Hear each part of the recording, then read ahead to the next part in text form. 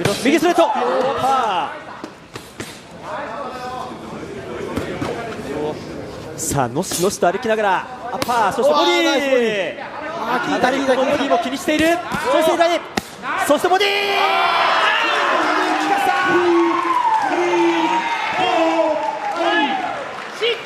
これはかなり厳しいか。どうだ、立てるか。ダメだ。クレイジーダイヤモンドここにいるうちの本物のスクールスポーツのために行こうぜベイビーバン。この国は気をつけて、現実になることがありますからね。Alright, so we have another Japanese fighter to continue the long tradition of covering Japanese boxing here on True School Sports. And this fighter right here, I may get his name wrong, so anybody in Japan who wants to correct my pronunciation, please feel free to. But the fighter we're talking about today is flyweight prospect, 2-0, 2 knockouts from Osaka, Japan. DAIYA Kira. Yes, DAIYA Kira. Really interesting fighter because right now in Japan, you have so many prospects coming up. 3 in particular, he's one of them, but 3 in particular I think make up the big 3 of the next wave of Japanese potential superstars. You have DAIYA Kira, you have Aoi Yokoyama, and you got Yuta Sakai. Those 3 right there, I think, make up the future of Japanese boxing.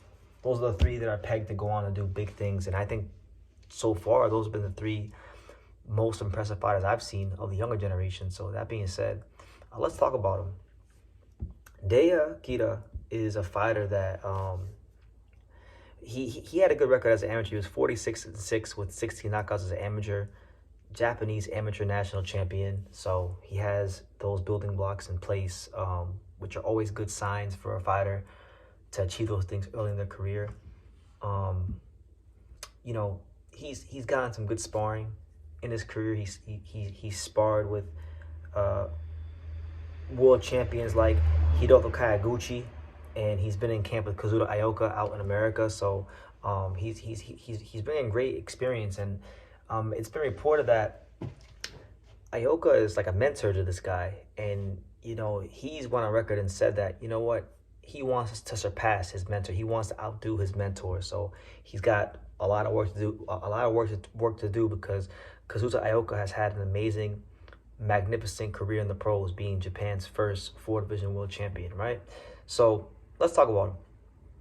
As far as the actual style, you know, unlike Yuta Sakai, unlike Aoi Yokoyama, he doesn't have like elite foot speed. He's not like the biggest in terms of foot speed, but he's got clever feet. And I think what really makes him stand out, what really makes him shine, is the fact that he's a big-time body puncher. I mean, this guy stalks his opponents, he closes the distance, he gets right in the chest, and he just lets him rip real nice, and he has a way of placing these shots to the body and breaking opponents down. And it's crazy because you always hear people say, oh, well, I don't like the lower weight classes because flyweights and bantamweights and super flyweights, they don't really get knockouts. But I feel like all these Japanese fighters I talk about all punch hard, they're all strong, and he's definitely one of the most strong ones at such a small size. But yeah, he's very good about stalking his opponents around the ring. He's got very clever feet, and yeah, I think he's one to watch out for. He's currently with Shisei Boxing Gym, which is the gym that Hayata Tsutsumi trains at, which is the gym that Ioka trains at. He's getting a lot of coaching from Ismail Salas. So if you're a fighter that's being trained by Ismail Salas, you can expect a fighter who understands positioning, a fighter that understands, who has good ring awareness, a fighter that knows how to be, where to be in the ring and things like that. So I think that's someone that he's someone that you got to pay attention to, because he gets very, very good leverage on his punches, and I think it makes sense that Ioka is his mentor, because I feel like him and Ioka have a lot of similarities. Like Kazuda Ioka wasn't a fast fighter. He's not like, he don't got great foot speed. He's a fighter that is an elite counterpuncher, and he's very good at stalking his opponents and then countering off their mistakes. And that's kind of the route I think this guy will have in his career, Kira. So, yeah, man, really bright future.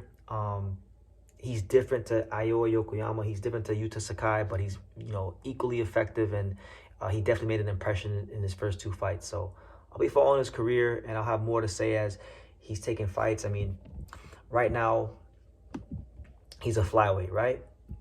And flyweight's a great weight class because, I mean, I highly doubt he's going to be you know, in line to fight Ken Shiro. Ken Shiro will probably be out the door, not even boxing no more by the time this guy's at the world level challenging for a title. But I mean, yeah, I mean, look at flyweight. Flyweight has a lot of Japanese representation. You got Seigo Yuriokoi, you got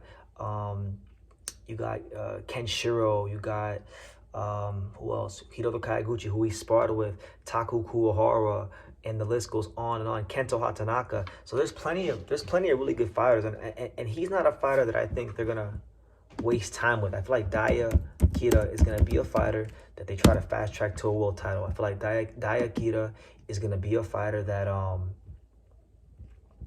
is fighting for a world title sooner than you think. Because remember, in these weight classes, the pool of the amount of fighters in the weight class isn't as big as other weight classes. There's only 789 fighters in the flyweight division.